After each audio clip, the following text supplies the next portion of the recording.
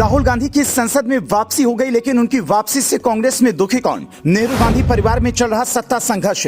सोनिया गांधी अपने जीवन के सबसे बुरे दौर में। कौन है जो नहीं चाहता राहुल की सांसदीय बहाली हो? परिवार के इस आदमी ने रची थी साजिश। राहुल गांधी के साथ कुछ भी अच्छा नहीं हो रहा है। वो कोशिश तो करते हैं, लेकिन खुद से ही सब गुड़ गोबर कर लेते हैं। राहुल की सांसदी चली गई थी, लेकिन जब लौटे तो उम्मीद थी कि कुछ बदले आएंगे, लेकिन वही रोड साइड भाषण संसद में दे दिए। सवाल है कि राहुल गांधी को ऐसी राजनीतिक स्क्रिप्ट कौन लोग देते हैं, या कुछ लोग हैं जिन्होंने तय कर लिया कि राहुल की छवि ठीक होने ही नहीं देंगे।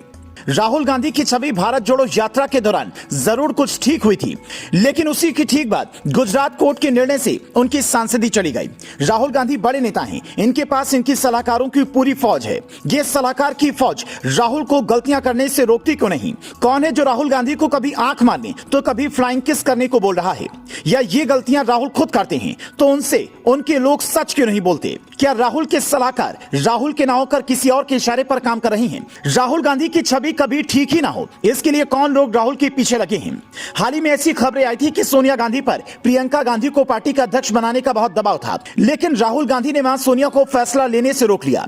इससे पहले भी प्रियंका गांधी को यूपी कांग्रेस की जिम्मेदारी देने की बात थी, लेकिन राहुल गांधी ने ऐसा नहीं होने दिया। परिवार के जानकार बताते हैं, सोनिया गांधी हर हाल में पार्टी पर केवल राहुल का कंट्रोल चाहती हैं। राहुल गांधी प्रियंका गांधी के बेटे रियान वाड्रा के गॉडफादर बताए जाते हैं। गॉडफादर मतलब भविष्य में राहुल के बाद पार्टी रियान वाड्रा संभालेंगे। गांधी परिवार की यही डील लगती है, इसीलिए प्रियंका ने राहुल के लिए शुरुआत में रास्ता दिया था। राहुल गांधी राजनीति में लगातार फेल हुए, इसका फायदा उठाने की कोशिश की जा रही है। क्या राहुल गांधी से परिवार के भीतर ही बदला लिया जा रहा है? राहुल गांधी गुजरात कोर्ट के चक्कर लगाते रहे, लेकिन उनको सुप्रीम कोर्ट जाने से रोका जाता रहा। कौन था जो चाहता था कि राहुल की सदस्यता बहाल ही ना हो? कौन था वो जिसने तय कर लिया था कि राहुल का राजनीतिक करियर 2024 में ही खत्म होना चाहिए? अगर राहुल गांधी 2024 चुनाव लड़ने योग्य ही नहीं रहते तो इससे पार्टी या परिवार में किसका सीधा फायदा है?